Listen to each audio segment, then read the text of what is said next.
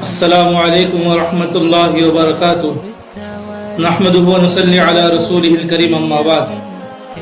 محترم ناظرین حضرات، جیسا کہ آپ ٹاپک سے عنوان سے سمجھ گئے ہوں گے کہ اس ویڈیو کے اندر میں بیٹیوں کے بارے میں کچھ بیان کرنے جا رہا ہوں۔ اس کے شروع میں جو میں نے ٹائٹل دیا ہے گڈ نیوز، اس گڈ نیوز کا تعلق آخرت سے ہے۔ ہم ہر وقت دنیا کے بارے میں سوچتے ہیں کہ دنیا کی دولت، دنیا کی چیزیں، لیکن ہمیں آخرت کے بارے میں بھی سوچنا چاہیے، جو ہمیشہ کی زندگی ہے، وہاں پر جو چیزیں ہمیں ملنے والی ہے۔ تو اس ویڈیو کے اندر میں مختصراً بیٹیوں کے بارے میں بیان کروں گا۔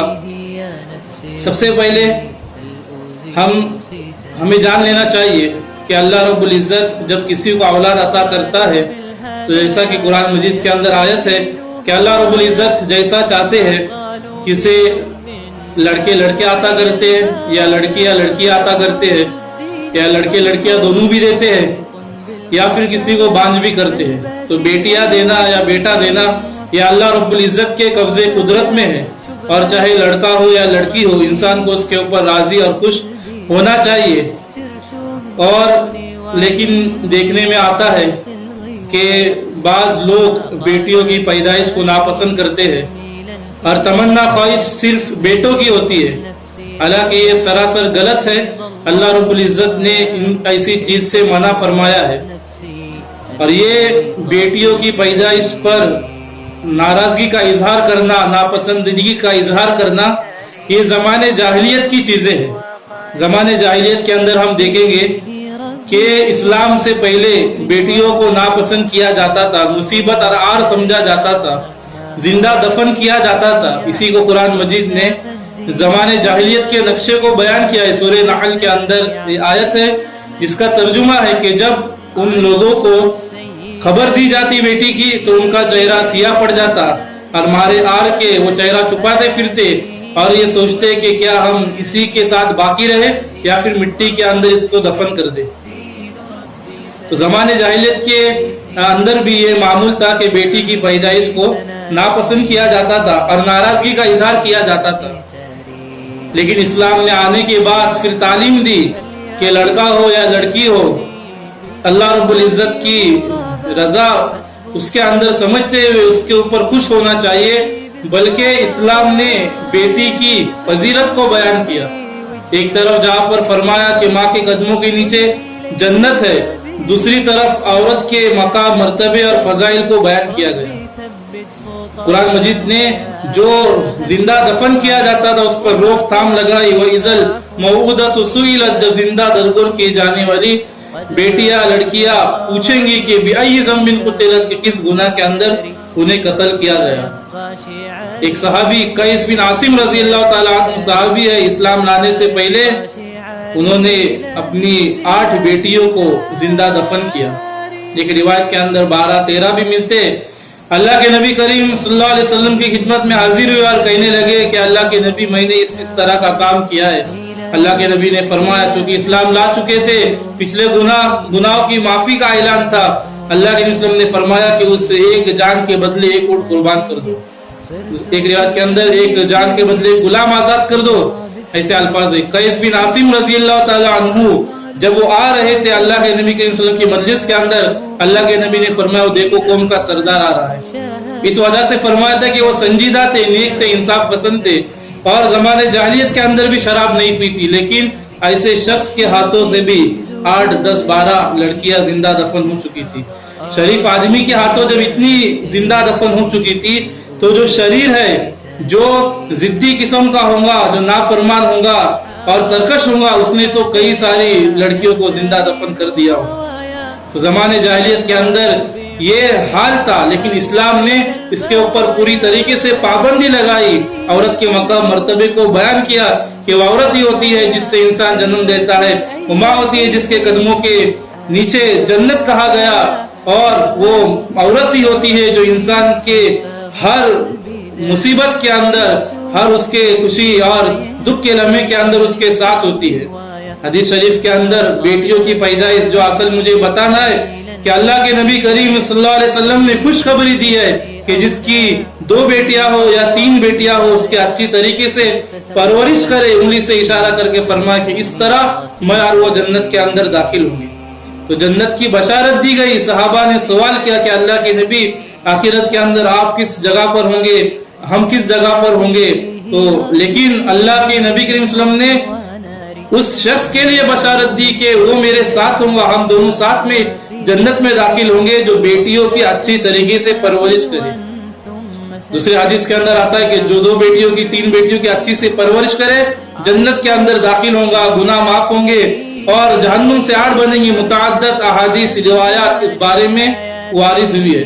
गर्ज ये कि बेटियों की परवरिश पर, उनको अच्छे तरीके से पालने पर सीधा सीधा जन्नत की बशारत, जन्नत की खुशखबरी और अल्लाह के नबी करीम सल्लल्लाहु अलैहि वसल्लम के साथ जन्नत में दाखिल होने की बशारत और खुशखबरी दी गई है।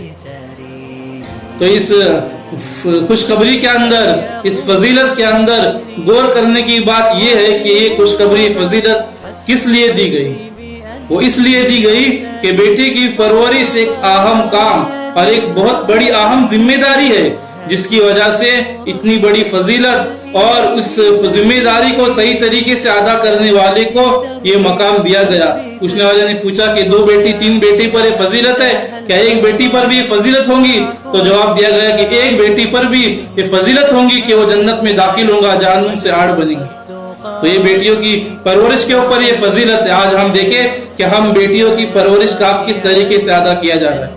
उम्मत मुस्लिमा की बेटियां किस रास्ते पर जा रही है, क्या हालात बने हुए इर्तिदाद की किनारे पर खड़े हैं, इस्लाम से फिर रहे हैं और बेहयाई और फहाशी उरियानियत को अंजाम दे रहे हैं, सही परवरिश ना करने की वजह से।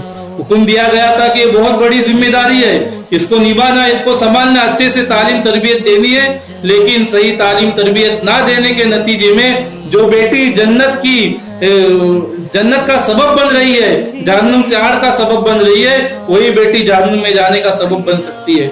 आज हम देखेंगे उम्मत मुस्लिमा की बेटियों का हाल, बेटों का भी वही हाल है, लेकिन यहाँ पर हमारा मौजू फिलहाल बेटियां है, इसलिए मैं उसके मुतालिक बयान कर रहा हूँ कि क्या हाल है। इर्तिदाद के ऊपर खड़ी है, इस्लाम से फिर रही है और साजिशों का शिकार हो रही है। मोबाइल के गलत इस्तेमाल की वजह से नाजायज रिश्तों में, नाजायज ताल्लुकात में फंस रही है। खुदा का खौफ दिलों के अंदर नहीं है, तकवा डर अल्लाह का नहीं, अल्लाह की मोहब्बत नहीं है, कोई रोकने वाला, कोई टोकने वाला नहीं। माँ बाप मोबाइल हाथ में थमा देते और अपनी जिम्मेदारी से बरी हो जाती। हालांकि जिम्मेदारी थी कि निगरानी रखे, कहा जाती है, कहा आती है, किससे बात करती है, मोबाइल के अंदर क्या काम करती है और किससे रिश्ते नाते जोड़ती है। अगर सही परवरिश करेंगे, सही से पालेंगे तो ये बशारत है कि जन्नत के अंदर लेकर जाएंगी। और अगर खुदा न खास्ता सही परवरिश नहीं की, गुनाहों के अंदर वो डूबी, खुदा न खास्ता वो गुनाह के अंदर डूबी रही और सरकशी में लगी रही, तो वो जहन्नुम में ले जाने का सबब बनेगी, हमारी पकड़ का सबब बनेगी। कि अल्लाह रब्बुल इज्जत ने बेटी जैसी इतनी बड़ी कीमती नेमत दी थी, जिसकी हिफाजत करना, परवरिश करना, तालीम तरबियत से आरास्ता करना और जब काबिल हो जाए तो अच्छी जगह पर निकाह करना जिम्मेदारी दी थी। उस जिम्मेदारी को अदा ना करने के ऊपर अल्लाह रब्बुल इज्जत की पकड़ भी होगी। आज हालात बद से बदतर होते जा रहे हैं। प्री प्लान के तहत, साजिश के तहत मुसलमान बच्चियों को, लड़कियों को गुमराह किया जा रहा है, फंसाया जा रहा है, इस्लाम से बेजार किया जा रहा है, अपने माँ बाप का बागी बनाया जा रहा है, कौम मिल्लत की इज्जत को मिट्टी में मिलाने के लिए मजबूर किया जा रहा है, उनको फंसाया जा रहा है। इस जाल से बचाने के लिए, इस इर्तिदाद की लहर से बचाने के लिए, ईमान और इस्लाम पर कायम रखने के लिए हम हर एक की जिम्मेदारी कि हम इस बारे में फिक्र करें, अपनी बेटियों की, बच्चियों की निगरानी करें, भाई अपनी बहन की निगरानी करे और इस जिम्मेदारी को हम पूरा करने वाले बने। हर एक की, बस्ती के आइम्मा, उलमा करम, हर एक की भी जिम्मेदारी है कि जो ये साजिश हो रही है इर्तिदाद की और बच्चियों को फंसाया जा रहा है, उसके खिलाफ लाही अमल तैयार करे, उसके खिलाफ कदम उठाए, उसके तरफ सोचे। जिम्मेदारों का भी काम है कि साथ दे। बहुत सी मर्तबा लोग तो ये कहते हैं कि उलमा कुछ करते नहीं, उलमा को कुछ करना चाहिए, लेकिन जब उलमा करने के लिए आते हैं तो यही लोग साथ नहीं देते। एक जगह पर एक आलिम ने और वाकई जिम्मेदार आलिम ने लोगों से इस बारे में जब मुतवज्जे किया कि लड़कियां इस राह पर, सरकशी की राह पर और इर्तिदाद की राह पर चल रही है, चल पड़ी है, जब मुतवज्जे किया तो लोगों ने, हालांकि जिम्मेदार ये कहा कि तुम अपना काम करो। जब काम करने के लिए कोई काम करता है तो उसे टोका जाता है, रोका जाता है لیکن یاد رکھنا یہ امت مسلمہ یہ محمد رسول اللہ کی امتی ہے. اگر ہم نے انہیں گمراہ ہونے دیا, ہم نے انہیں گمراہ ہونے سے نہیں بچایا, اور اگر یہ جہنم کی آگ میں جلی تو ماں باپ کے ساتھ ساتھ ذمہ داروں کی بھی اور اس چیز کے اوپر روکتھام نہ کرنے والوں کی بھی پکڑ ہوگی. اس لیے ہم تماموں کی ذمہ داری ہے کہ ہم اس چیز کے اوپر خصوصی دھیان دیں. خصوصاً یہ فتنہ جو پھیلایا جا رہا ہے, یہ سازش جو پنپ رہی ہے, یہ موبائل کے ذریعے سے اور موبائل کے راستے سے پنپ رہی ہے.